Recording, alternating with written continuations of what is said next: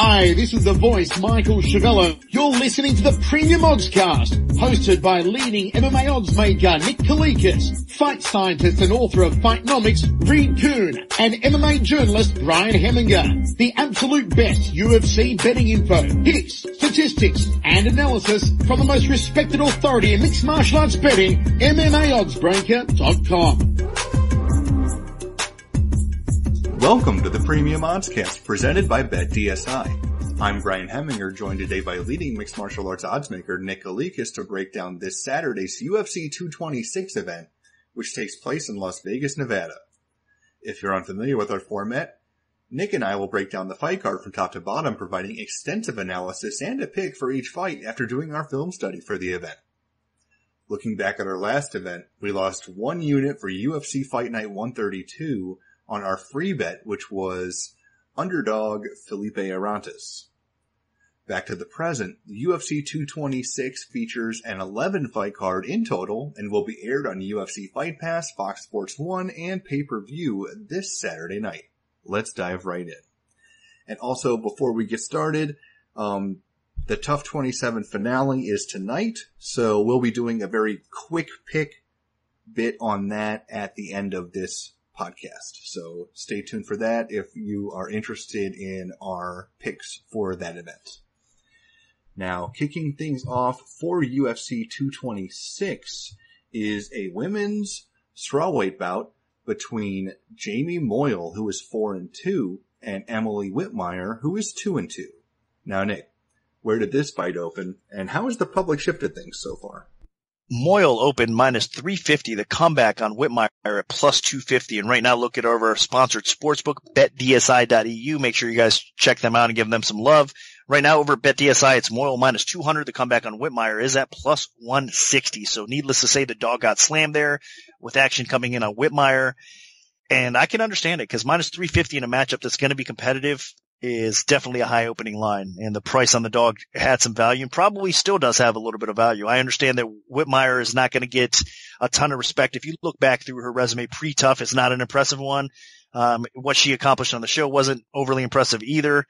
And then coming out and losing her official UFC debut. So, you know, there's some things not to really be too fond of from Whitmire. So I understand where, you know, the opening line might come out a little bit higher, but she is better than she's shown so far. And again, she's going to get better. And that TUF experience has definitely improved her game as a whole. And I expect her ability on the feet with her striking, with her wrestling, and with her submission game to improve as well. Now, Moyle, we know that she's been a little bit more battle tested, of course. I mean, she's been, you know, a veteran of Invicta cards, which she's fought really solid competition throughout Invicta, and she's performed respectively for sure. Even on the Ultimate Fighter, she was okay. Since then, you know, she ended up, you know, coming on and beating, Curran and then losing to Pereira, as of late in her last fight as well. But she's had some mixed results is what I'm trying to spit out here. But at the same time, you know, you could see what she's made of. She's a tough girl. She's a little small for the weight class. This is 115 pounds, we should mention, by the way.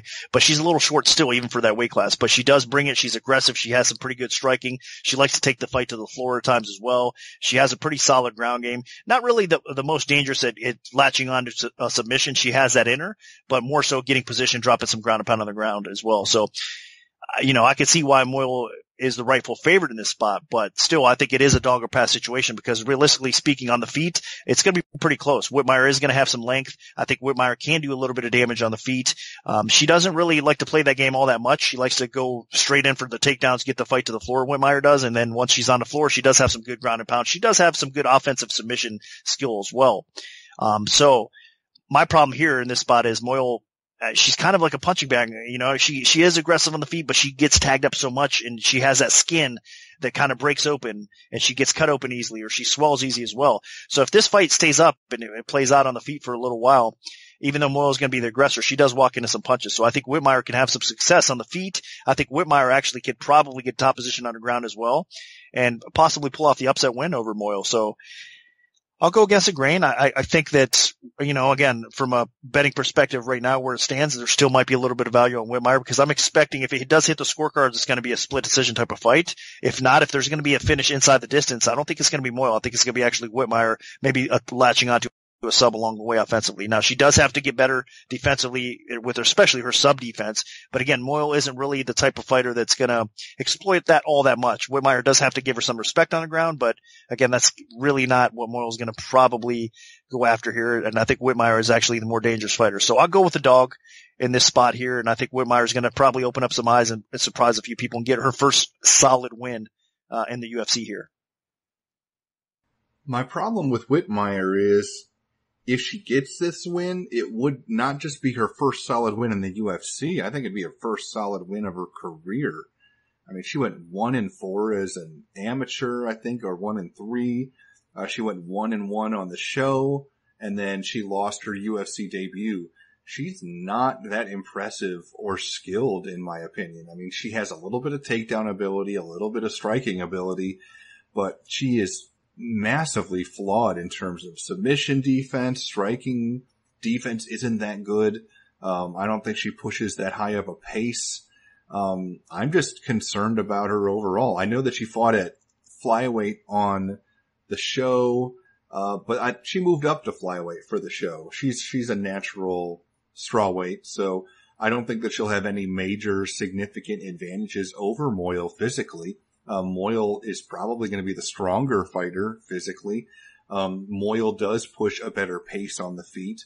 And even though Whitmire, might be able to clip Moyle along the way, Moyle, even though she can, bleed, she doesn't get hurt in terms of, getting staggered or anything. I think she can walk through Whitmire striking. So I see Moyle getting the better of Whitmire on the feet. And honestly, Whitmire isn't that good of a grappler either. I mean, she has a little bit of submission ability, but Moyle has dealt with that. And Moyle has a little bit of wrestling herself. She's actually pulled off a takedown in the UFC and held some top position. So I think if anyone gets top position in this fight, it might be Moyle, who is, I think, physically stronger and just a little bit better center of gravity. So I think this is Moyle's fight to lose. She is coming off a 13-month layoff, so I'm a little concerned about that due to some injury time and rust. But I just think Moyle's the better fighter here, and I think she gets the job done and probably ekes out a decision. So Moyle's my pick. Moving on, we have a lightweight contest between Dan Hooker, who is 16-7, and Gilbert Burns, who is 14-2. Now, Nick, what's the MMA odds maker's perspective on this one? Hooker opened -160 to come back on Burns at +120. Right now, looking over at BetDSI, it's currently -125 for Hooker. The comeback on Burns is at around -105. So line margins have tightened up a little bit, more dog action coming in Burns' way. This is kind of an interesting fight, a tough fight, because the way we've seen Hooker perform as of late, I mean, since he moved up to the lightweight division, has been phenomenal. I mean, the guy has definitely improved his confidence. He's improved his game. His striking looks better. His wrestling looks better across the board. I mean, right now it looks like it was a smart move to move up to lightweight and just keep on working and grinding. He's getting better. So he's kind of working up that ladder, and he's had some pretty impressive wins. I mean, I understand in his last fight, the win over Miller, that KO was beautiful, and it was an aging Jim Miller. But still, I mean, how many people they're capable of finishing Jim Miller, even if he is on the decline a little bit? Jim Miller's tough as nails, so it's not easy to get rid of a guy like Jim Miller. So that's the kind of fighter Hooker's become. I mean, I think he's again at an all-time high with his confidence right now. Everything's flowing his way.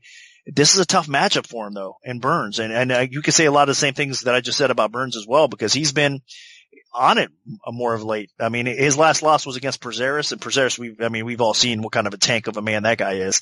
Outside of that, though, Burns' win over Sago, which was impressive because, I mean, obviously we all know what Burns' strength is, and that's on the ground. I mean, if this guy gets you to the floor, I don't care how good your jiu-jitsu is, you're in trouble. I mean, Burns has an elite level of submission skill on the ground. We all know that, but he's been winning fights by knockout. So he's getting a little bit more confidence on the feet, and he's developing a little bit of knockout power. And of course, he does train with some good strikers. We know that as well. So it seems like all that stuff is rubbing off, and it's starting to work for him. But again, in a pure striking matchup against Hooker, I don't think that's the way he wants to go. I mean, I think pure knockout power, Burns might actually have a little bit more one punch knockout power. I think Hooker is the more diverse striker, and he's the better striker overall on the feet. And I actually like his chin a little bit more as well. But I don't think these guys are going to be knocking each other out. I think it's going to play out where Hooker's going to be stuffing and trying to defend some takedowns along the way. Burns' wrestling isn't where you'd like it to be for a jiu-jitsu practitioner. It's okay. He can get the takedowns, and he has when he needed to at times, but typically speaking, I mean, he doesn't have that wrestling that's going to blow you away. So it'll be tough for Burns to get the fight to the floor, but I think he eventually does that. And once on the floor, I mean, again, even though Hooker's a very capable grappler in his own right, there's a world of difference between the two here. And I think Burns is going to probably latch onto a submission and get the job done. You don't want to fiddle around with Burns on the ground all that much. So for me, I think it's going to be competitive across the board in all areas and all aspects of the game here. But I do like Burns getting the submission win potentially on the ground. If he doesn't submit Hooker, if they do spend a lot of time on the ground, I'd be surprised if he doesn't get the submission win over a guy like Hooker. But outside of that, then he might lose a decision on the scorecards or even might, get caught knocked out. Like I said, I don't think that's the case though. I think what we see a competitive fight and Burns eventually finds his opening on the floor and gets the job done. So the pick is Gilbert Burns, probably by submission. I'll admit that if Burns does win, it is going to probably be by submission because I don't think he can beat Dan Hooker by decision. If Burns can get this fight to the floor and keep Hooker on his back, then yeah, he's got a decent chance. But will he actually be able to do that? Hooker has pretty good takedown defense at 76%, and Burns' takedown accuracy is not very good. So I know that Burns has looked better in recent fights, but he hasn't been fighting very good people. I mean, he's been fighting guys making their UFC debuts on short notice and stuff.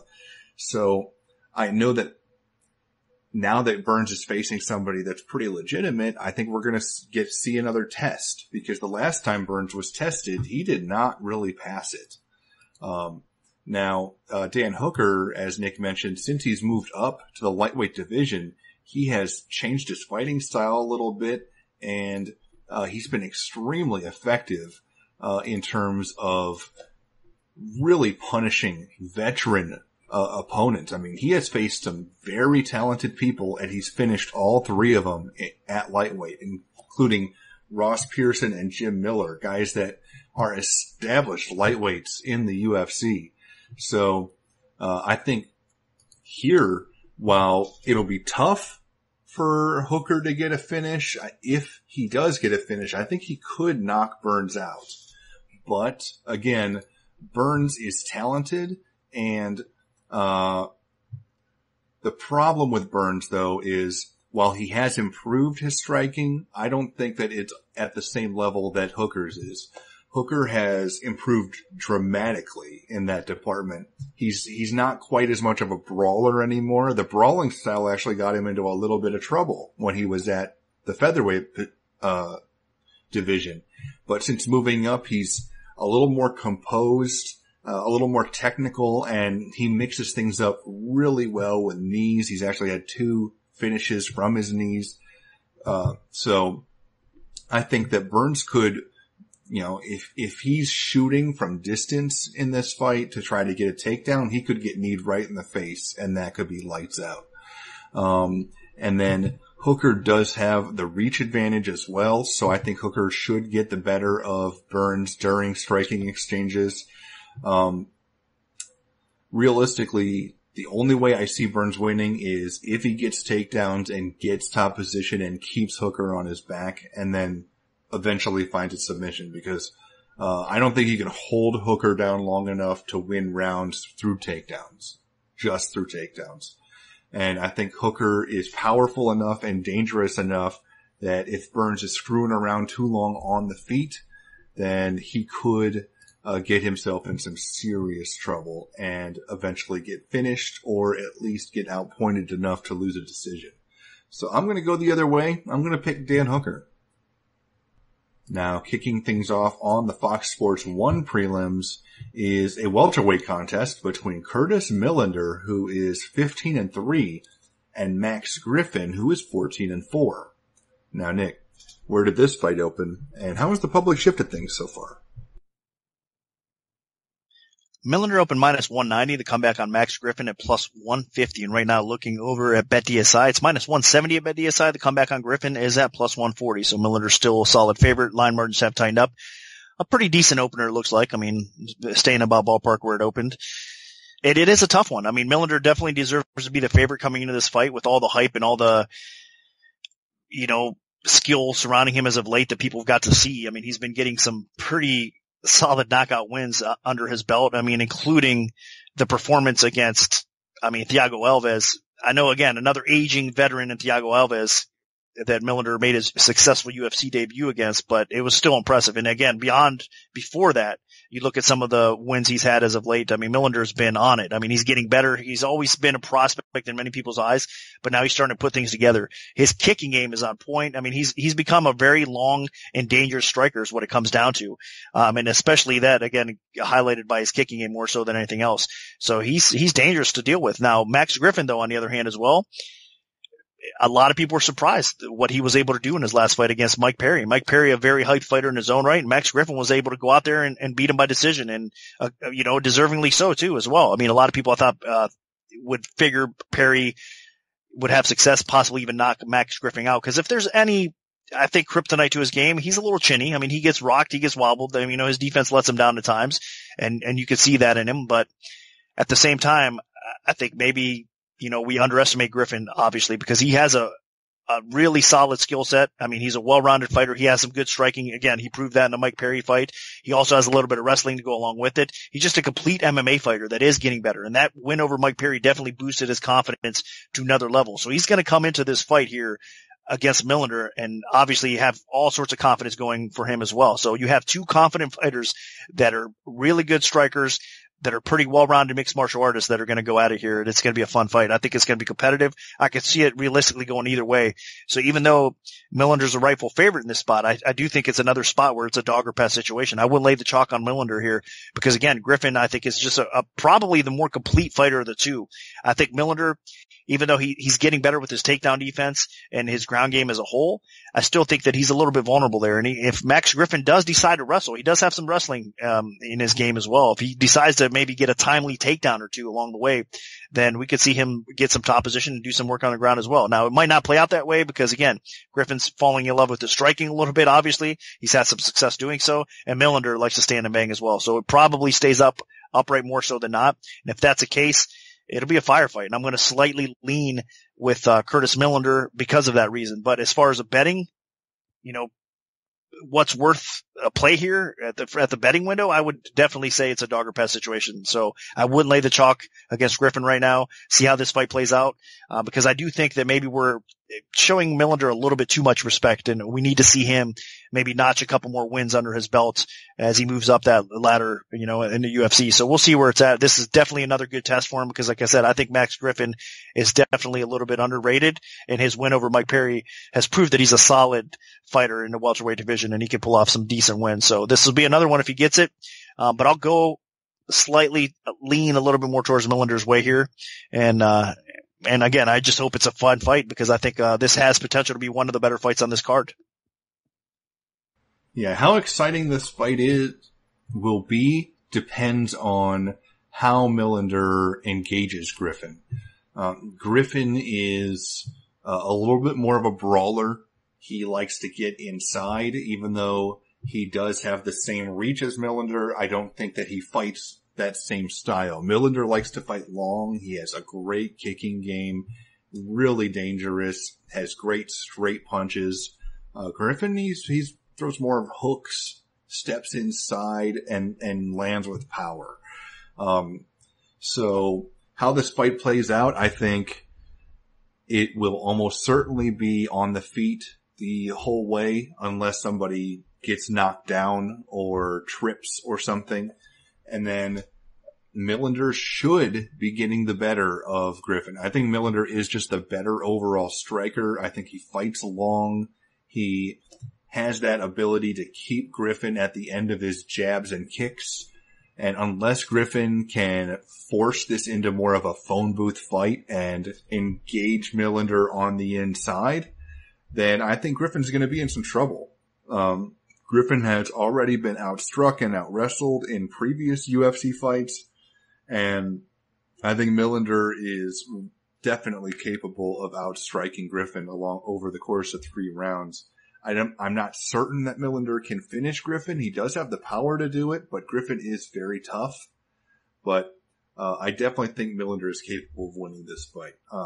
He's just a more dynamic, diverse striker that can hurt Griffin while he's trying to wade in and make this fight more of a brawl.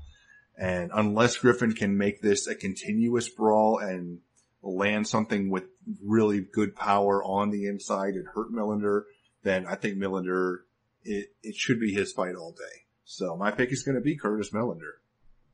Now, dropping down to the lightweight division, we have Lando Vannata, who is 9-2-1, taking on Drakkar Klose, who is 8-1-1.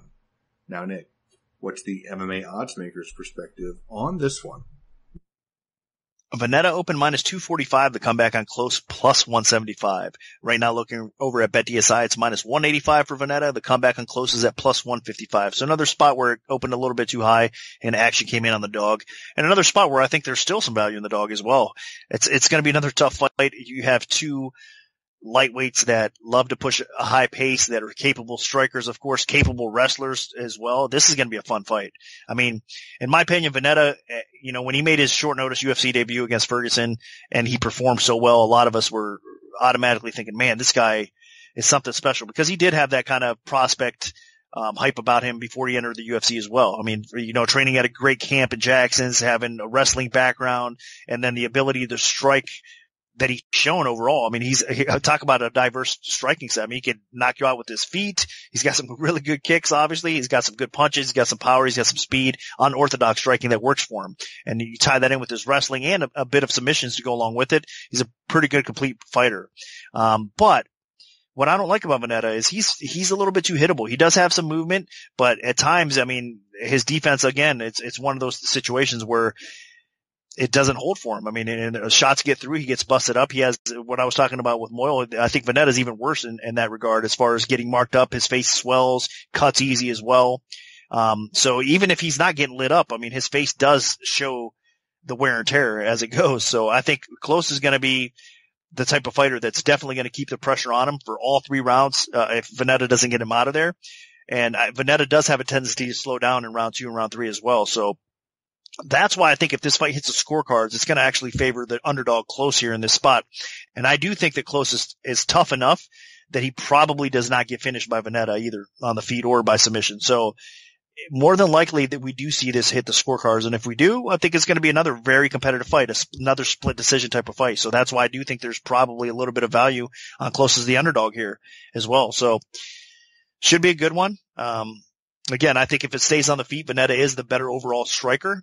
He probably has obviously the better wrestling to go along with it as well. I mean, Klose did get taken down by Tamer. So if I was Vannata, I would try to explore that option a little bit more than anything else, is trying to, obviously start the fight on the feet and then try to look for some timely takedowns. Klose does have some pretty solid takedown defense, and I think he got caught a little bit off guard in the Tamer fight, because Tamer is obviously more known for his striking skill more so than his wrestling. But so I think his takedown defense is going to be a little bit more solid here in this matchup. But that is, like I said, a path to victory for Vannata. If he can mix up his striking, get a couple timely takedowns, then maybe he can steal a decision on the cards. But outside of that, I think he's going to have to keep his foot on the gas. And in round 2, typically he slows down, and I think Klose will keep that pace up enough to steal round 2 and possibly round 3. So my pick is going to be Klose to pull off the upset win over Vannata. And I'm going to come in the other way. Obviously, this is a very close fight, but I like Vannata. I think that he has the better overall striking. I think he has more power. I think he has good enough takedown defense to fend Klose off when Klose is trying to get this fight to the floor. And while Klose does have some pretty solid fundamental boxing, Vannata can mix it up really well. So when these guys are exchanging, I expect Vannata to get the better of Klose, although I do think Klose will have his moments. But Vannata has more power. He has a more diverse striking attack. He can spin. He can do a lot of crazy things. He has a lot of confidence in his striking. But Vannata is also been unlucky. I mean, he almost finished Tony Ferguson in his UFC debut, but it didn't work out, and then he ended up getting finished. Then he pulls off one of the most exciting finishes of the year against John McDessie, and they immediately throw him in there against Tamer, and he loses. So, he's 1-2 in the UFC, but he's faced very good competition, and he is still very skilled. So I think what happens here is Vannata does get the better of Klose in the first round for sure. I think that he can steamroll Klose in the first round. I don't know if he can get the finish or not. It's possible, but I do expect Vannata to get the better of him there. And then in the second round, I think Vannata will eke it out because he's going to start to slow down. And then the third round, Klose will probably win that round. But I don't think that he'll have done enough in the first two rounds to make up for it. So, and Klose I don't think has enough power to put Vannata away. I just have not seen much out of his finishing ability. He's faced some guys that he definitely should have finished, and he just didn't do it. So, I think Vannata wins the first two rounds and then holds on, even though he probably loses the third. So my pick is going to be Lando Vannata. I think he wins a decision, although it's going to be close. And if Drakkar Klose can really turn it up late, he might be able to pull this out. So, but my pick is going to be Vannata. Now, dropping down to the bantamweight division, we have Rafael Assunção, who is 26-5, taking on Rob Font, who is 15-3. Now, Nick, where did this fight open, and how has the public shifted things so far? Assunção open minus 270, the comeback on Font at plus 190. Right now looking over at BetDSI, it's Assunção minus 180, the comeback on Font is at plus 150. So another spot where it opened a tad high and they actually came in on Font as the underdog. Of course, this is another spot where I think I don't want to say changing of the guard, but you have a savvy vet that's been at the top of the food chain and in title contention for a long time in the bantamweight division, and Assunção that we all know what we get out of him. I mean, the guy performs at a high level every time out, and he's faced the best of the best competition out there. So I think we're kind of used to that, and we're looking for some new blood. And the way the UFC matches fights up sometimes, it is a situation like this where you have, again, the savvy vet that's been on top of the food chain for a long time versus a guy that has showed some promise, some prospect potential coming into this fight. And it's a guy like that is Rob Font. I mean, I know he's had, again, I don't want to say up and down. I mean, I believe he's 3-2 overall in the UFC, but I mean, his loss to Munoz and Lineker. The Lineker fight to me was the most disappointing, because of the way that kind of played out. I mean, you had kind of a striker versus striker matchup, and I was surprised he was as tentative as he was. The Munoz fight, I can understand how that played out a little bit more, but also Font has had some success, and his win over Almeida in his last bout was pretty solid. And again, he's got confidence building in his way. He's got some power. He's got some length to go along with it. He's got some pretty decent, takedown defense at times as well. Now he's going to need it here because I think Assunção is the more complete fighter. So if he's feeling like he needs to maybe get this fight to the ground, he might shoot in for a takedown and try to have an easier time of it, or try to rack up some points here as well. But even on the feet, I think this plays out interesting because again, Font is more known for his striking and more known for his knockout power, but Assunção is probably the better technical striker as a whole because of his movement, and it's just hard to get a gauge on him. It's kind of pin him down and land stuff on him as far as, again, his unorthodox but technical striking skill goes for Assunção. We've seen that time and time again. So I think Assunção can outpoint Font on the feet, but Font is definitely going to be the more dangerous one-punch knockout artist here in this spot. So Assunção has to be careful. And my concern here is, I mean, we're getting to the point where, again, Assunção's been around for so long, even though he's looked pretty good as of late. I mean, he hasn't shown signs of a decline yet, but eventually that's going to come, and you just don't know when that's going to hit. And it could be a fight like this where Font ends up clipping him, knocking him out, and then we see, unfortunately, Assunção head in the wrong direction the rest of his career. So that is a concern in the back of my mind, because you just never know when that time's going to come when these guys do hit that decline spot, and all of a sudden it's just quick and it's rapid. So I am cautious about that with Assunção, but I still have to pick him because I do believe that he is just a better overall fighter in this spot. So another hard one to bet. I mean, you don't want to lay the chalk, and I understand the people that gobbled up that plus 190 on Font compared to what it is out there right now at like plus 150s or something. You definitely got a little bit of value, and there still could be some left here as well. But as far as a pure pick goes, I think you have to side with the better fighter across the board, and that should be a Sunsao. So I'm going to pick a Sunsao to pull off the win here. Yeah, a Sunsao is just so consistent.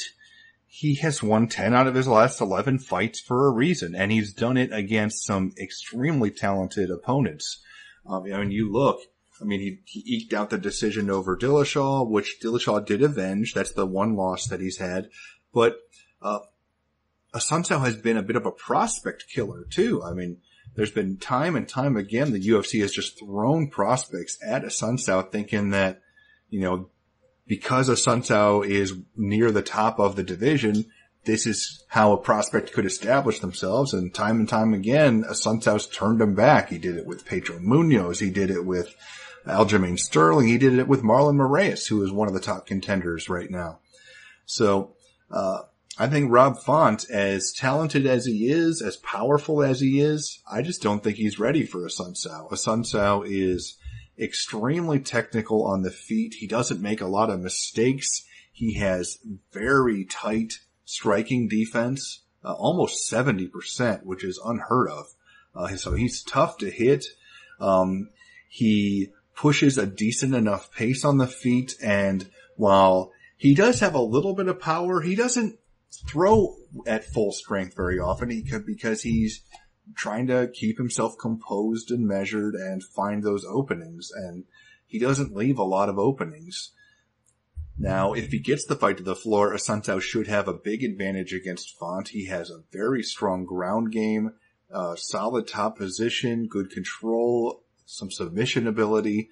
So a Sunsao should have the advantage almost everywhere except pure punching power and reach.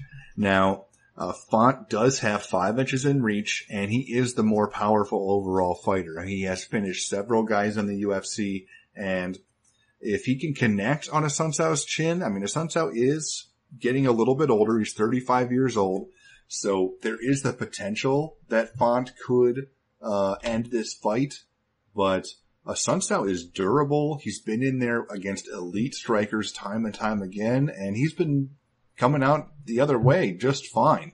The Dillashaw fight went to decision. Marlon Moraes went to decision against him, and those guys have been killers in bantamweight. So I think that Rob Font is going to have his hands full here. Sunsao can mix it up and take this to the ground if he wants, but I think on the feet, Font will have his hands full too. Even though he's the longer guy, he doesn't really fight that long. He likes to get in and land with power on the inside, and I just don't think a Sunsao is going to leave that many openings because he is so tight and crisp with his technical ability on the feet, and that defense is rock solid. So I think Font is going to get flustered, just like good prospects and other talented fighters have been time and time again when they've stepped in there against a Sunsao. And I see a Sunsao probably winning a decision here. So Sunsao's going to be my pick. Now moving on to the main event of the preliminary card, we have a middleweight contest between Uriah Hall, who is 14-8, and Paulo Costa, who is 11-0. Now, Nick, what's the MMA oddsmaker's perspective on this one? Costa open minus 290, the comeback on Hall plus 210. We were talking about dog action coming in, pretty much the pattern so far up to this point. Well, not here. This was the opposite completely. So it shot up from minus 290 from Costa. Right now, the line over at BetDSI is currently minus 400. So it went from 290 to 400 here with the bettors out there laying the chalk in this fight. And I understand that as well. I do get it. This is one of those situations where we're talking about some young blood coming in against the proven veterans in the sport. This is definitely a fight that the UFC is kind of making to feed, Uriah Hall to Costa, in my opinion. You have a striker versus striker matchup here with Hall being definitely a respectable opponent for Costa because he is dangerous. The guy has knockout power. We all know, the Ultimate Fighter reasoning behind all that, where Dana White said he's, possibly the next Anderson Silva or whatnot. So he's had hype. Uriah Hall has had hype for a long time, but unfortunately for him, it's been pretty tough. I mean, he is capable of landing a knockout punch. I mean, he proved it in his last fight, which he much needed to get a win over Jotko.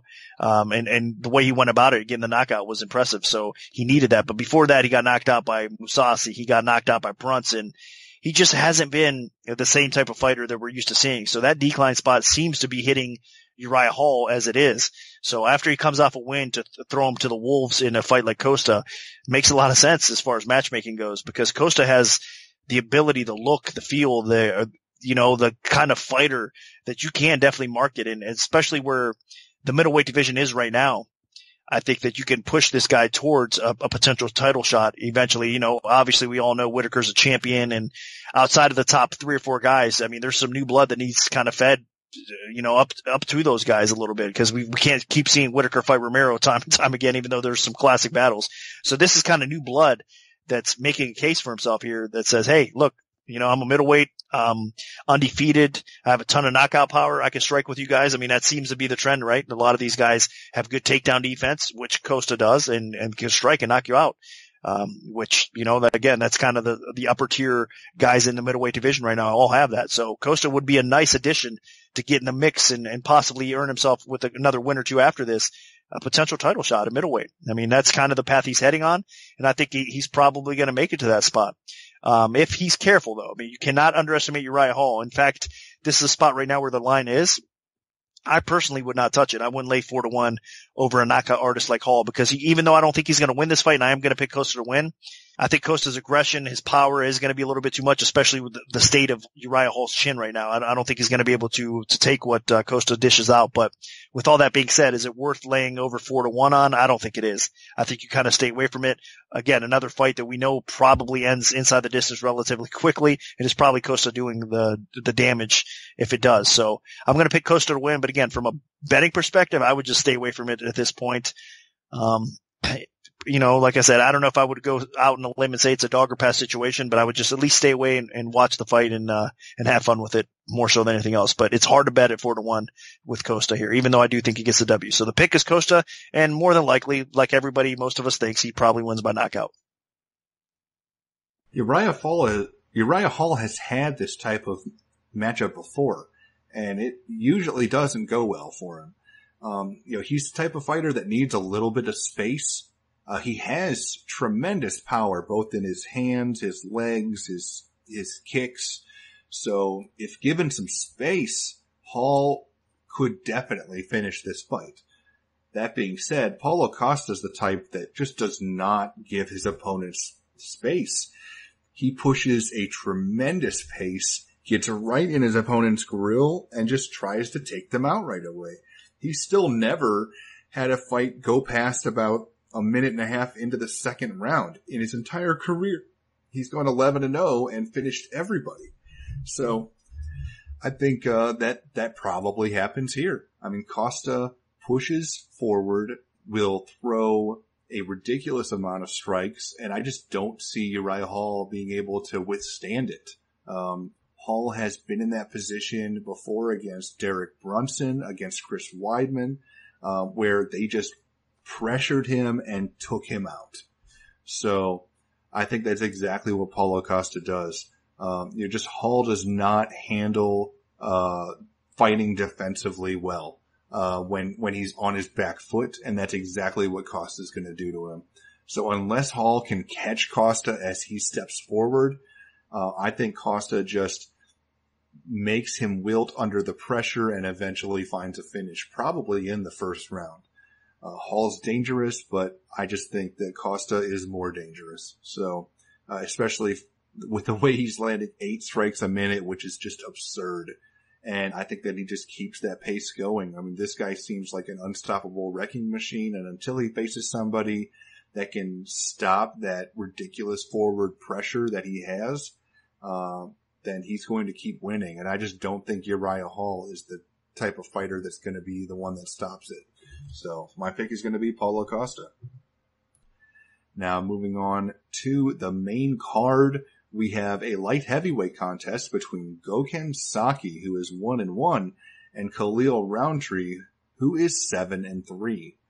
Now, Nick, where did this fight open, and how has the public shifted things so far? Tough line to set here, especially with all the hype that Saki has coming into the UFC, and it's a striker versus striker matchup. So with that said, Saki opened minus 180, the comeback on Roundtree at plus 140. And right now what we're seeing is Saki at minus 130 at DSI, and the comeback on Roundtree is even money. So line opened a little bit high, but again, I mean, I think that's understandable here because it is not an easy line to set. With, again, hype sometimes is tough to gauge as far as public perspective goes. And this line has dropped down some.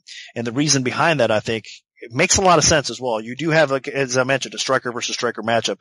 And obviously, Saki is the more proven striker. I mean, coming from K1, from Glory Kickboxing, he's fought the best strikers in the world. And the guy's had a ton of success. I mean, he's an elite striker. There's no question who the better striker of the two is here in this striker versus striker matchup. It is Saki. But this is not a kickboxing match.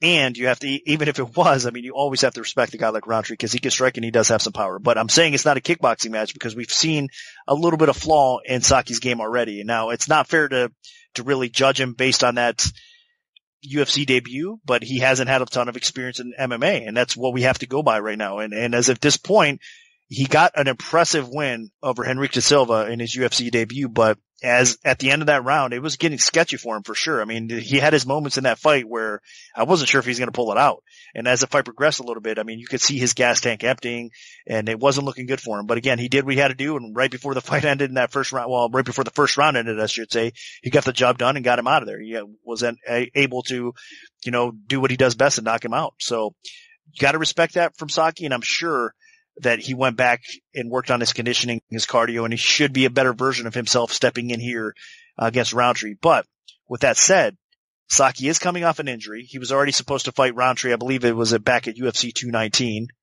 I'm not sure if his conditioning can improve all that much. And if that's the case, if Roundtree can survive that first round, I really do believe in round two, if it gets that far, it's going to be a tough fight for Saki. And I think Roundtree could probably knock him out. Maybe even towards the end of round one, we see it happening again, playing out that way. So I'm just not that confident in Saki's ability right now in MMA. I mean, Roundtree at least has more MMA experience. Of course, he's a striker. Like I said, he's got that striking experience as well, but he's been in there. He's been 3 rounds. His conditioning at times, to me, bothers me as well, Roundtree's, but he's proven that he can go 3, and Saki has not proven that yet. So, I mean, all fighters tend to slow down as the fight progresses, but some just can't get that cardio right. And unfortunately for Saki right now, I'm believing that he's maybe in that group that he might not ever have great MMA cardio. And that's a shame because he is one of the best strikers that's ever graced the octagon, thus far. So, I don't know if we're going to get to see that kind of striking out of him, though. So with all that said, until he proves to me that he can go deep in round 2 or round 3 and his cardio can hold up, I can't really pick him right now in a striker-striker matchup because Roundtree does have a little bit of an experience edge. So I am going to pick Roundtree to beat Saki and probably knock him out towards the end of round 1 or possibly in the middle of round 2 or something like that. Around that time frame, I think, is where the fight's going to end up ending. So I can't believe I'm saying it because I'm a big Saki fan, but I think Roundtree probably is going to be too much, and we might see Roundtree knock Saki out. So that's my pick. I'm going to come in the other way. I know that Saki looked a little scary in that UFC debut with his conditioning, with his defense. They weren't that impressive. But one thing you got to remember is Khalil Roundtree Jr., he fell off in terms of his conditioning in his last fight as well.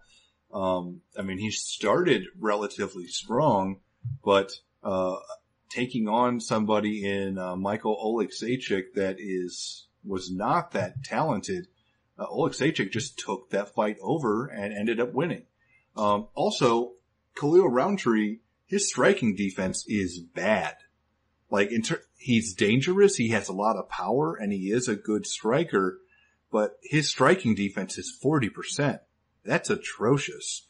And going in there against an extremely accomplished K1 killer of a striker in Gokhan Saki, that's scary. I think while Roundtree has shown pretty good overall toughness and durability, I'm nervous about Gokhan Saki's power connecting on Roundtree's chin.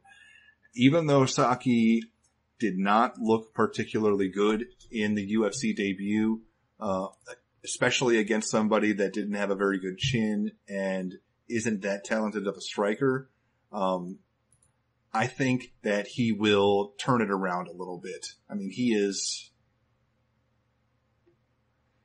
Gokhan Saki is one of the best strikers that's ever transitioned to the UFC.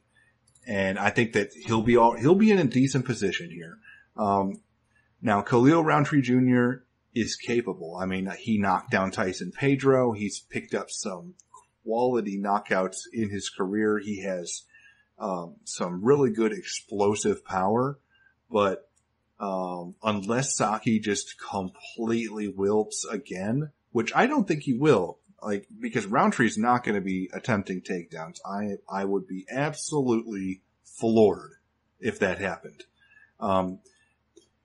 So I think Saki can just focus on the stand-up and he'll be okay. I mean, he wasn't gassing in his kickboxing bouts. Not really. So, since this is more or less a kickboxing fight, because Roundtree's not going to be attempting takedowns and Saki almost certainly isn't going to be attempting takedowns, then I think Saki can just focus on the striking. And because remember the last fight, he was having to defend takedowns and maybe that got him tired. Focusing just on striking, I think Saki will be able to find a home for that right hand or left hand or maybe a kick. And I think Khalil Roundtree Jr. is just not going to be able to withstand it, especially considering that having faced way worse strikers than Saki, his striking defense is still so bad. I think that Saki finds a home, and I think that he puts Roundtree away in the first round. So my pick's going to be Gokhan Saki. Now, dropping down to the lightweight division, we have Michael Chiesa, who is 14-3, taking on Anthony Pettis, who is 20-7. Now, Nick, what's the MMA odds maker's perspective on this one? Chiesa opened minus 150 the comeback on Pettis at plus 110, and right now looking over at BetDSI, it's currently Chiesa at minus 160. The comeback is at plus 130, so line margins have tightened up. Line opened back up where basically it settled the last time when the fight was pulled due to the Conor McGregor bus incident. We won't go beyond that, but so that's where it closed, and that's where it came off the board. So it was kind of an easy line to put back up there, and it seems to be a solid spot as well, because it is an interesting fight. I mean, really how this plays out, Chiesa is going to probably come in and try to utilize his wrestling and his takedown game and his submission game and get Pettis to the floor. Because in the past, when we've seen Pettis struggle, it's been against guys that can take him down, avoid his submission game, and just kind of grind him out and outpoint him that way. Now we've seen a different version of Pettis show up though the last few fights, because I mean the decline is real. He's bounced back from dropping down to featherweight back up to lightweight. And although he got that win over Jim Miller, when he did bounce back up to lightweight, I mean, his last fight against Dustin Poirier again is one of the best lightweights in the world. We know that, but it was still disappointing to see Pettis perform the way he did. And basically, the injury that happened late in that fight, that's not the Pettis that we're used to seeing. There's definitely a lot of signs pointing to a serious decline in Pettis' game. So I think Chiesa has a big advantage here because he probably will be able to get this fight to the ground. He has to be careful and cautious about that guillotine choke that obviously Pettis can get you with, triangle chokes, some arm bars. He has to avoid all of it. I think he can, and he knows what to expect on the ground from Pettis a little bit. And I think more so than anything, he needs to really watch out for that guillotine choke. I think he will stay out of the triangle and submission or the triangle armbar trouble here. And then if he does take Pettis' back, I think Chiesa could actually submit Pettis. And Pettis has some pretty solid submission defense.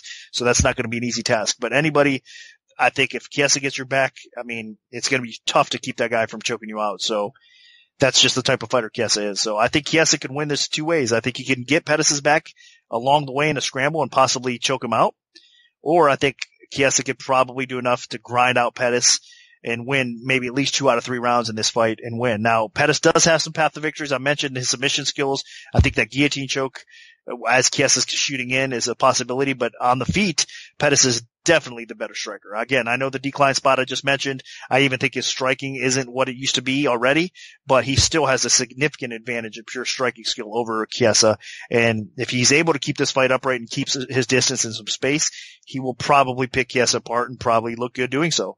So Chiesa has to come out here, fight smart, get the job done. I think he does that. And to me, the UFC seems to be pushing Chiesa as well. I mean, they're involving him in a lot of projects that they're doing. You see him in the forefront a little bit more. He was even on this last episode of The Ultimate Fighter, making a quick appearance there as well, talking to the guy. So Chiesa's definitely in good standing with the UFC, and I think this is a great matchup for him to keep on climbing that ladder over a guy that was on the cover of Wheaties, for crying out loud. In the UFC, that's the popularity of Anthony Pettis. So this would be a great win on his resume. So all the signs are pointing to a Chiesa win for me, and as long as he doesn't get caught up and fight smart, I think he will probably get the job done here and beat Pettis. So my pick is Michael Chiesa to win, either by decision or possibly by rear naked choke. Anthony Pettis just hasn't been the same fighter ever since Rafael Assunção took away his title. And he takes too much damage. He backs up too much. He gets pressured too easily. He goes towards the fence too much. And he just gets hit too much. It just has not been impressive at all. The drop to featherweight was a disaster. And then moving back up to lightweight, yeah, you got to win over an aging Jim Miller. But then he faced somebody legit like Dustin Poirier, somebody that I thought that he would probably have ran through, when he was at his peak. And he just got smoked by Poirier. Poirier just overwhelmed him and then put a hurting on him and forced him to wilt and lose I believe, a rib injury or something in the second round. So, that is just the Anthony Pettis that we have now. And I'm surprised that he's even ranked in the top 15 at lightweight, to be honest with you. Michael Chiesa at this point is just a much better fighter than Anthony Pettis. Pettis might have more technical striking skill, but Chiesa's going to be the one pushing the pace, moving forward, forcing Pettis to be on his back foot, and then once they close the distance, Chiesa's going to be shooting for takedowns, and Pettis just does not have the takedown defense to stop that. Eddie Alvarez got him down. Dos Anjos got him down repeatedly, and then Dustin Poirier took him down 5 times. And Poirier, I don't think, has as good a wrestling as Chiesa or top position and submission ability. So I expect that Chiesa is just going to repeatedly dump Pettis on his back and then eventually either force him to wilt from strikes or work for a submission. I know that Pettis is dangerous. He has arm bars that he can throw out from his back. He has triangle chokes. He has a guillotine choke if Chiesa's careless. But as long as Chiesa is protecting himself, this is a guy that's just massively motivated and still on the rise compared to Pettis, who is, in my opinion, on a pretty steep decline. So I think Chiesa's catching Pettis at a perfect time, and I think that he's going to look really good against him, and I expect Chiesa to get a relatively one-sided victory here. So my pick is going to be Michael Chiesa. Now, moving up to the welterweight division, we have Paul Felder, who is 15-3, taking on Mike Perry, who is 11-3. Now, Nick, where did this fight open, and how has the public shifted things so far? Perry actually opened minus 270, the comeback on Felder at plus 230. That's not a mistake. I mean, he opened almost 3-1, and the line flipped since then with a lot of action coming in on Felder. Obviously, right now over at BetDSI, it's minus 155 right now with Felder as the favorite, and Perry, you get a comeback of plus 125 as the underdog here. So even though Felder is moving up in weight, the betting action has come in his way. It's a given why people are betting this fight right now. I mean, it's a striker versus striker, and Felder is the better striker. He's the better mixed martial artist in this spot here. Of course, we all know the amount of hype that Perry's had. I mean, it's been pretty amazing, really, to see how much respect, I mean, from the beginning, from his UFC debut, that he's getting. And it's because of his fighting style. I mean, the guy has knockout power. He's a warrior. He's tough as nails. He brings it, man. I mean, he's definitely a dangerous fighter that you cannot underestimate or take lightly. I mean, he's proven that time and time again with some of his knockout wins already in the UFC. So he's capable of putting out your lights any moment. I mean, that's the kind of fighter Perry is. And he is going to be a strong fighter here. And again, Felder is taking this fight moving up.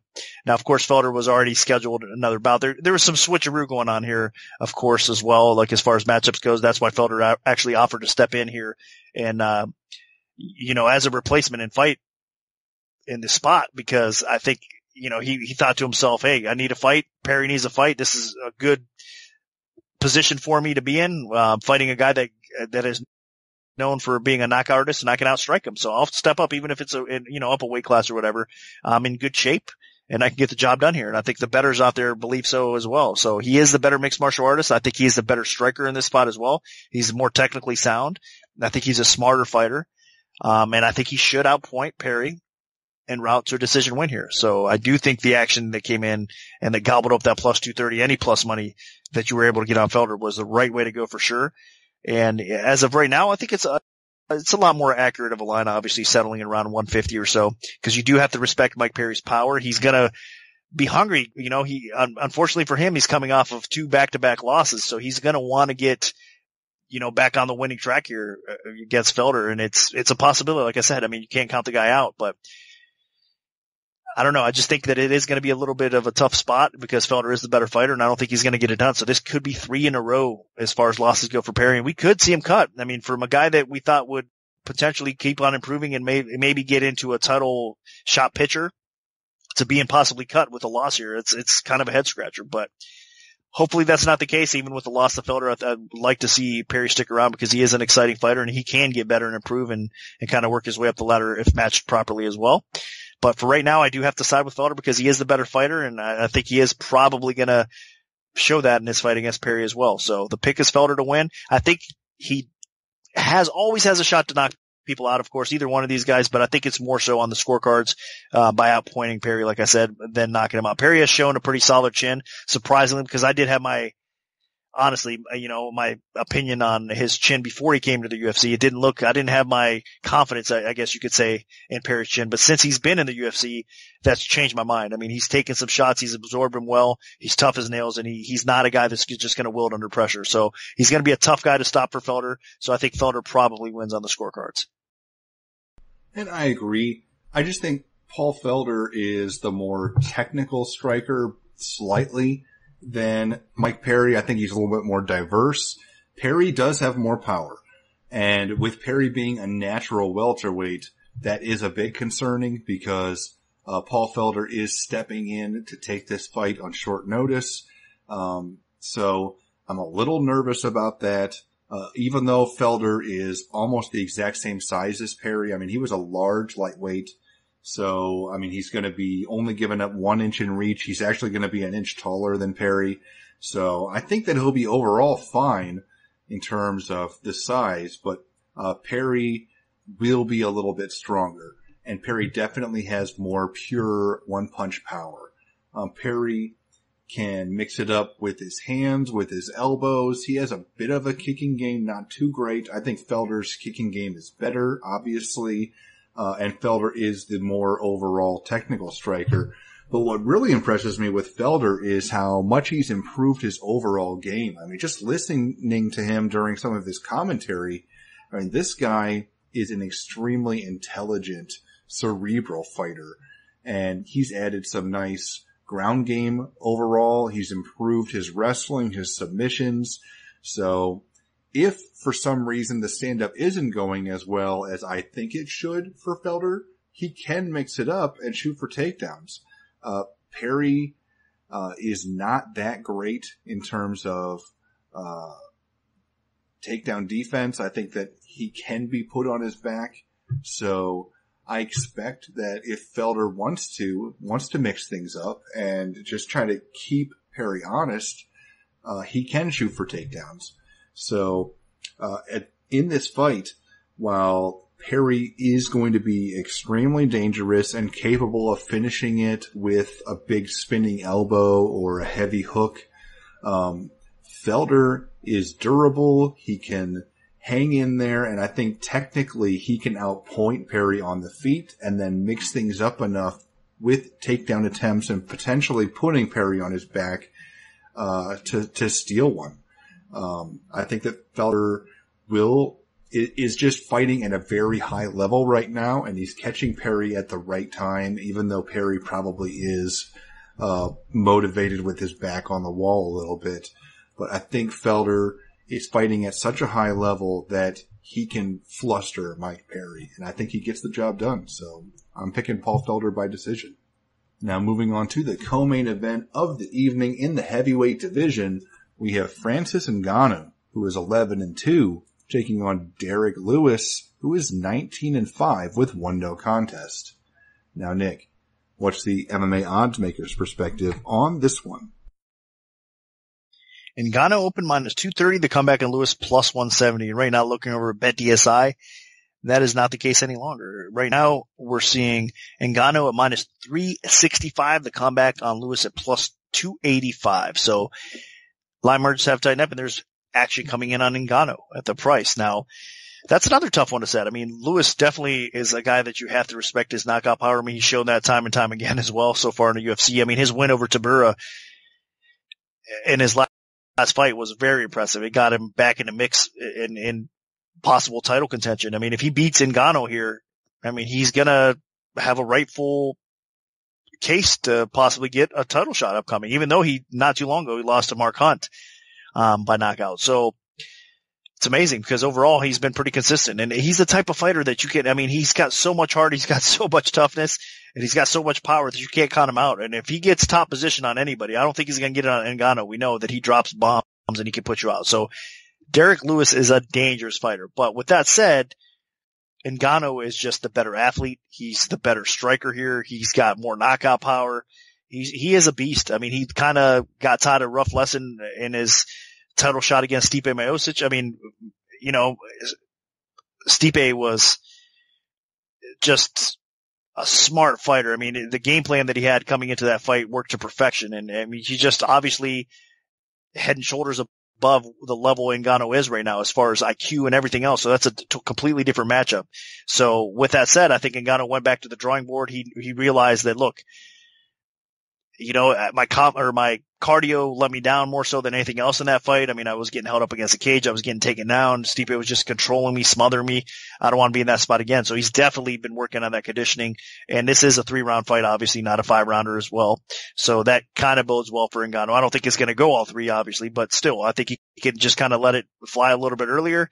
If it gets in round 2, round 3, though, if this fight does manage to get in that spot, it is going to get interesting because, again, that's when it seems at times when you see a guy like Lewis step it up and be even more dangerous. So Ngannou has to be very careful if it gets that far. But outside of that, I think Ngannou probably, with that speed and that power, catches Lewis's chin and puts him out. I mean, Lewis has been knocked out in the past, and with a guy that has as much power as Ngannou does, I don't think his chin is going to be able to absorb that kind of punishment here. So I think Ngannou gets him out of there probably by the end of the first round, and he just kind of, it makes another highlight reel case for himself to possibly get another title shot soon. I mean, if he, outside of Stipe, I mean, he's basically, beat most of the guys in the heavyweight division that were relevant. And I think that if the guys that he has not, they're going to probably feed to him before he gets another title shot, or we could see another title shot soon.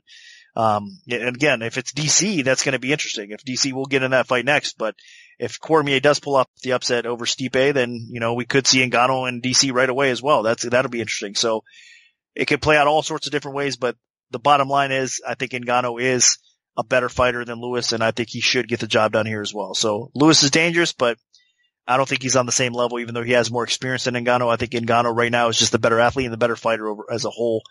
So I think he's going to probably get the job done here against Lewis. So the pick is Ngannou. Would I lay the chalk at minus 3.5 to 1 over Lewis? Absolutely not. You stay away from this spot. I think all the value got sucked out with all the people betting that minus 230 up over 300. So you just kind of stay away from it. It's a dog or pass situation at this point, probably. If you expect Lewis to hang in there and survive past round 1, then maybe take a stab at the dog. But outside of that, stay away from it, watch it, and hopefully we see a fantastic knockout because it has all the makings in that way. So the pick is Ngannou by knockout. I'll keep this one pretty sweet and simple. Francis Ngannou is one of the scariest fighters on the planet. I know Derek Lewis is dangerous and powerful, but Ngannou has the reach, he has the power, he has pretty good, relatively good takedown defense. I mean, he did stop Curtis Blades, but he couldn't stop Stipe, so I'm a little nervous about that, but unless Lewis can take Ngannou down, stay on top of him, and then just pound the hell out of him from top position, I think at some point Ngannou catches Lewis right on the chin, and Lewis does not have the durability. He got knocked out by Sean Jordan. He got finished on the feet by Mark Hunt, and I don't think either of those guys hit even half as hard as Francis Ngannou does. And if Ngannou lands with just one nasty punch, I think Lewis's lights are going out. And I think Ngannou is motivated, he's pissed off, and he wants another crack at the belt, and this is his campaign to get that going. And I think that it'll get off to a good start here because I think that Derek Lewis is going to get finished violently. So my pick is going to be Francis Ngannou. Now this brings us to the main event of the evening in the heavyweight division. We have the UFC heavyweight champion Stipe Miocic, who is 18-2, taking on the UFC light heavyweight champion and former Strikeforce Grand Prix heavyweight title winner, Daniel DC Cormier, who is 20-1 with 1 no contest. Now, Nick, where did this fight open, and how has the public shifted things so far? Stipe Miocic opened -170. The comeback on Daniel Cormier at +140. The line skyrocketed up, and Stipe got over 300 at one point. In Vegas, it was actually kind of trending up towards almost 3.5 to 1. But now as we get closer to fight time, the action is coming back in on Cormier, and we're seeing the line drop back down. So from -170 went up over 300, and right now over at BetDSI, it is currently -230 for Miocic, and the comeback on Cormier is at +180. So two action coming into this fight. There are some books that did get heavier on Cormier out there. Quite a few of them actually, even when the line was kind of creeping up, a lot of spots were still heavier on the dog a little bit too. So the market price kind of drove the market up a little bit too much, and now we're seeing it straighten itself out a little bit. And I'm sure some of these sports books are going to get some buyback on Stipe, believe it or not. See, and that's the thing. A lot of people believe that they could tell how much action books are getting by the way the line moves. That's not always the case.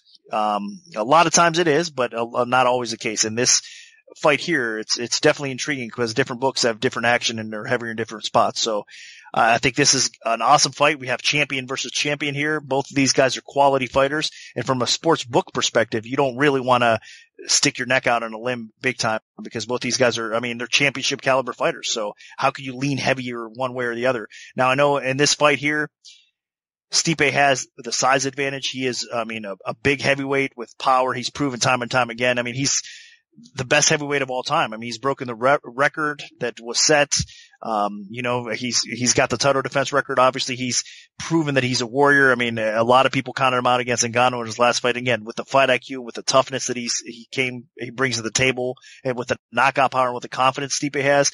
He legitimately is probably the best heavyweight of all time as far as the UFC is concerned. He is just an awesome fighter, a warrior, and he deserves it. He's just a class act.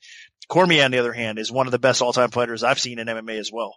The guy, let's not forget, he did fight at heavyweight, and the reason he bounced down to light heavyweight, really, he's a short guy. We all know that. He's not a tall fighter. That's why he's outsized here by Stipe as well. But outside of that, Cain Velasquez was dominating the heavyweight division at that time. So, that's his training partner. He didn't want to bump heads with him. So, hey, I'll go down to light heavyweight. I'll win that strap.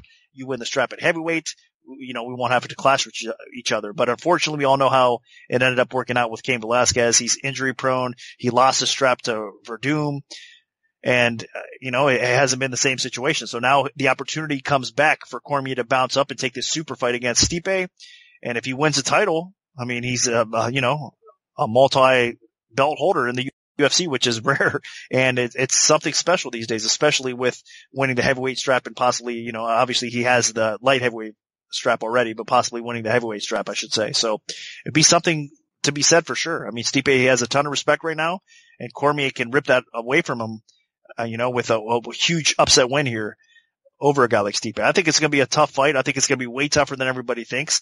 I mean, that line skyrocketing up to 300 was ridiculous. I mean, let's not forget, even though Cormier is a smaller fighter here, the guy is a beast as far as he's the more technical wrestler of the two here.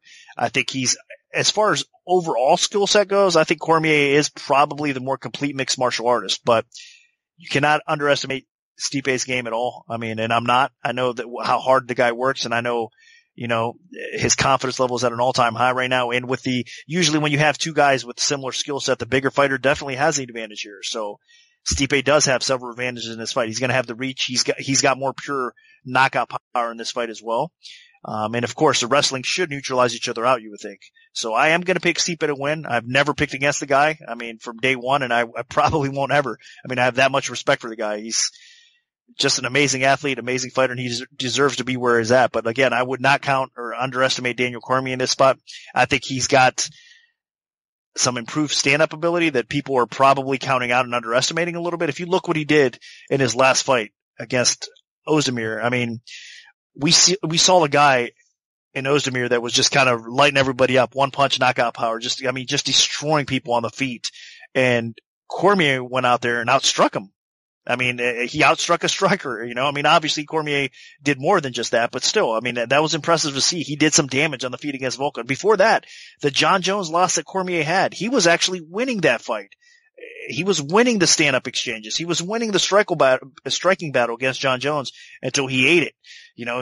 I mean, obviously he got floored and, he ended up losing that fight, but John Jones pulled that kick out of nowhere. And, and again, I mean, now it's been ruled a no contest, so it doesn't look, that bad on his resume. But that being said, the improvement of Cormier striking in that bout before he got caught and knocked out was really impressive. I mean, it was evident. So I think that what you're seeing here is a more confident Cormier that has proven, look, I got the wrestling background, but I'm not afraid to come in and start banging and be aggressive and knock people out either. So I think Cormier is going to come in here confident with his hands, and he's going to be pushing forward and trying to knock Stipe out. I mean, that's what he's going to do here. I know people are expecting a little bit of wrestling and maybe a path to victory to slow this fight down and maybe drag it in deep waters or whatnot from Cormier, but I could see it playing out where he wants to stand and bang with Stipe. He tries to get inside, closes that gap a little bit, and just, tries to knock him out. So he is a dangerous fighter. Stipe has to respect that for sure.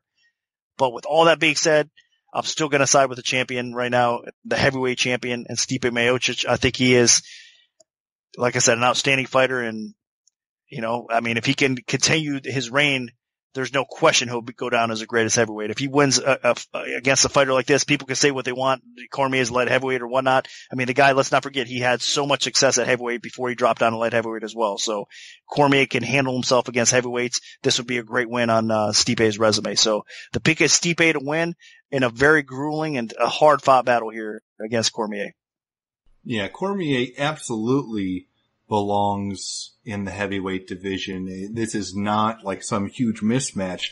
Cormier beat Jeff Monson. He beat Antonio Silva. He beat Josh Barnett. He beat Frank Mir. He beat Roy Nelson, all at heavyweight. So I think that this is a perfectly acceptable bout, and I think it should be competitive. I mean, Stipe Miocic is going to be the bigger, stronger guy. Miocic, he's going to be 5 inches taller. He's going to have 8 inches in reach. So clearly, Daniel Cormier is going to have his work cut out for him. But Cormier is going to have the speed. I think Cormier clearly, with his Olympic pedigree, should be the better wrestler. I mean, Miocic has some pretty underrated wrestling himself, and that should help him defensively, especially if Cormier tries to win this fight with takedowns. But realistically, I think Miocic should be a little bit concerned on the feet. I know Miocic has some good power, solid boxing fundamentals, but Cormier can step inside quickly and land some sharp combinations. And Miocic has been caught in the past. I mean, you still remember Overeem circling away and then just quick stepping in with a left hook and dropping Miocic in that title fight. So if Cormier can step in and catch Stipe, out of nowhere, there's a very realistic possibility that he could hurt him and potentially finish him.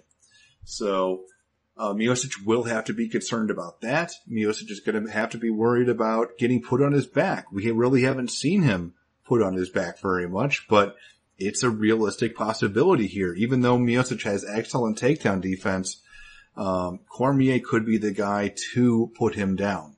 So I think this is going to be just a fascinating fight. Now, obviously, Stipe, if he can just stay in open space and land good, solid punches, then he's going to be in a good position. Cormier is getting older. Cormier's chin isn't quite what it used to be. He's been hurt repeatedly in fights.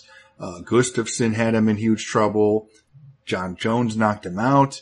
And then, of course, Anthony Johnson dropped him with the first punch of their initial meeting.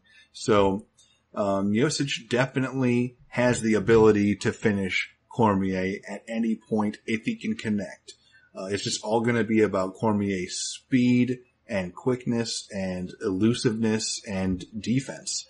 And I think this is a thrilling battle, and I'm very excited to see how it plays out. But I am going to side with Stipe. I think, with his size, that should really help him here, and with his offensive wrestling should really come in handy defensively, and that could fluster Cormier, but you never know. Cormier could definitely take him down. I mean, we're not going to know for sure until we see the fight play out, but I think Stipe's wrestling defense is going to hold up, but Cormier definitely is capable of putting him on his back and potentially keeping him there. So we'll see how the fight plays out, but I think the longer it goes, it'll favor Stipe because Cormier is going to have to exert a lot more energy to try to get this fight to the floor and to try to stay with Stipe, the bigger, stronger guy. And I can see potentially Cormier starting strong and then wilting a little bit as this fight goes on, and Stipe catching him at some point. So I'm going to stick with Stipe Miocic, and I think that he does retain his UFC heavyweight championship. Now, before we go into our closing here, we're going to go very quick with a rundown of the TUF 27 finale. This is more going to be a quick pick. We're not going to really do a breakdown or anything. I'm just going to say the fight. Nick will say who he thinks is going to win, and I'll say who I think is going to win. And we're not really going to explain it. You're just going to have to take our word for it that we do know these guys and that we did a little bit of work on this. We just didn't have time to get a full podcast for this one out. So for the TUF 27 finale, first fight on the card, Nick, Gerald Meerschaert versus Oscar Piechota. Piechota open minus 215. The comeback on Meerschaert at plus 165 right now over at BetDSI. Piechota minus 235. The comeback on Meerschaert is plus 185. I'm going to go with the favorite here in Piechota. And I'm going to agree with you. I think Piechota gets it done. Next up, we have featherweight battle, Matt Bessette against Steven Peterson. Bessette open minus 180. The comeback on Peterson plus 140. Right now over at BetDSI, it's currently Bessette minus 145 and Peterson is plus 115. Really tough one, but I'm going to lean slightly towards Bessette. And I'm going to side with Bessette as well. I just think that he's the better overall fighter here. Kicking off the preliminary card on Fox Sports 1 is a featherweight bout featuring TUF 27 fighters Tyler Diamond and Bryce Mitchell. Tyler Diamond open minus 150. The comeback on Mitchell at plus 110. Right now I'm seeing minus 175 out there, and the comeback on Mitchell is at plus 145. So actually coming in towards the wrestler and Diamond, I will go the other way. I know that Diamond has a lot of potential, but I like what I've seen in Mitchell as well. So I'll pick the underdog to pull off that win here in Mitchell. Yeah, I think Mitchell survives the early storm from Diamond and gets the job done. So I'm going to side with Mitchell as well. Next up, we have a battle of TUF 27 fighters in John Gunther, who's 4-0, and Alan Zuniga, who's 13-0. Zuniga open minus 130. The comeback on Gunther at minus 110. Right now looking over at BetDSI, it's actually Gunther minus 163 plus 133 on Zuniga. So the line flipped. And I am going to go with Gunther as well. And I completely agree with you again, going Gunther. Next up, another battle of TUF 27 fighters, Luis Pena, who's 4-0, and Richie Smolin, who is 3-0-1. Looking forward to this fight. Luis Pena opened -290. Smolin opened at +210. And right now looking over at BetDSI, it is currently Pena at -343. The comeback on Smolin at +263. I think the line's a little high, but I'll lean a little bit more towards Pena in this fight. And I completely agree. I'm going with Violet Bob Ross, Luis Pena. Last bout on the Fox Sports 1 prelims, we have a women's flyweight contest between Montana De La Rosa, who's 8-4, and Rachel Ostovich, who's 4-3. De La Rosa opened -120. Ostovich opened -120. So exactly a pick 'em. The betting public kind of bets the line up, where De La Rosa right now over at BetDSI is -170. The comeback on Ostovich is +140. I think they're on the right track there. I'm going to agree. I think De La Rosa probably gets the job done here. Yeah, and I'm going to slightly disagree. I think Ostovich has slightly better wrestling, and I'm going to side with her. Next up, we have the Fox Sports 1 main card, kicking off with a middleweight contest between Alessio De Chirico, who is 11-1, and Julian Marquez, who is 7-1. Marquez opened -210. De Chirico opened +160. Right now over at BetDSI, it is currently Marquez at -156. De Chirico's at +126. So line margins have tightened up, and there is a drop in the price. More action coming in De Chirico's way. I'll go the other way with it, though. I think it is going to be a great fight, but I'm going to pick Marquez to win. Yep, and I'll go the other way from Nick. I'm going to side with De Chirico. I do think this is going to be a close battle as well, and it could be a pick'em. Next up, women's flyweight contest. Roxanne Modafferi, who is 21-15, taking on Barb Honchak, who is 10-4. Honchak opened -170, Modafferi +130 right now at DSI. It's currently -183 for Honchak. Modafferi's at +153. So staying close to the opener. I'm going to lean slightly towards Honchak as well. Again, another spot where I'm expecting competitive fight, but I think Honchak is going to do it just barely enough to get by here in this fight. Honchak is capable of winning, but I'm going to side with Modafferi. I think that she's improved enough to get the job done in the rematch. Next up, we have a bantamweight bout, or actually a featherweight bout, between Alex Caceres, who is 13-11 with 1 no contest, taking on Martin Bravo, who is 12-1. Caceres opened -135, Bravo at -105, and right now line staying pretty steady. It's -135 for Caceres at BetDSI, and the comeback is +105 on Bravo. Another tough one. Both have a lot of similar skill sets, but I got to lean with the experience of Caceres here. Yeah, and I'm going Caceres as well. Experience definitely is the key for me. Now we have the TUF 27 finale for featherweight in Jay Cuccinello, who is 9-0, taking on Brad Katona, who's 7-0. This line was pretty fresh. Recently opened up at -145 for Katona, and the comeback on Cuccinello was at +105. But right now the line margin has tightened up, and it's skyrocketed up to, at DSI, it's -245 for Katona, and the comeback on Cuccinello is at +195. I am going to lean that way as well. I think Katona is just a little bit better as a fighter as a whole, and I think he's going to probably edge this fight out. Yep, I'm going to side with the public action as well, and side with Katona, who actually earned this without losing on the show, like Cuccinello did. And last of the tough fights, we have the lightweight finale, who is Michael Trizano, who is 7-0, and Joe Giannetti, who is also 7-0. This fight opened with Giannetti at -120, Trizano at -120. Exactly a pick'em. General action has forced Giannetti up. Right now it's Giannetti -170, the comeback on Trizano at +140. I am going to go the other way. I think that a lot of people are picking Giannetti. I understand why they would, but I'm going to go the other way. I think Trizano's being a little bit disrespected. If he doesn't lose by submission, he probably wins. So Trizano is my pick. And I do think Trizano loses by submission. Giannetti's looked like an unstoppable submission force on the show so far, and I think he keeps it up. So I'm going to side with Giannetti. And last but not least, we have Brad Tavares in the main event middleweight contest. He is 18-5, taking on Israel Adesanya, who is 13-0. Fight open exactly a pick'em, -120 either way. Adesanya -120, Tavares -20. Right now, it's actually it was up to Adesanya actually climbing towards 200. And right now we're seeing it back down to where it basically opened at minus 115 either way at DSI. So Adesanya's minus 115 and Tavares is minus 115. Very tough fight. I'm a huge fan of Adesanya. I just think, again, when you want to talk about experience, you got to lean a little bit more towards Tavares. I think if he does not get knocked out, if Adesanya does not catch him, Tavares probably does win on the scorecards, or eventually gets a finish as well, because obviously this is going to be a 5-rounder, and 5 rounds a long way to go when you have guys that are capable like this of finishing and having that much knockout power or one-on finishing ability. So I think Tavares edges him out, but it should be a good fight. Yep, I'm in complete agreement. Tavares is the more overall skilled fighter. Adesanya is the scarier striker, and Tavares does have some chin and durability issues, but I'm going to side with Tavares as well. So that'll do it for our full event breakdown for UFC 226 and our picks for UFC for the Ultimate Fighter 27 finale.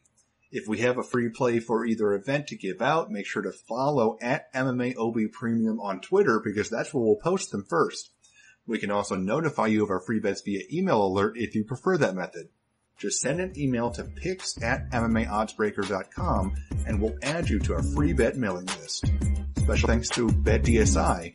Good luck, everyone, and hopefully the betting gods are on your side this weekend.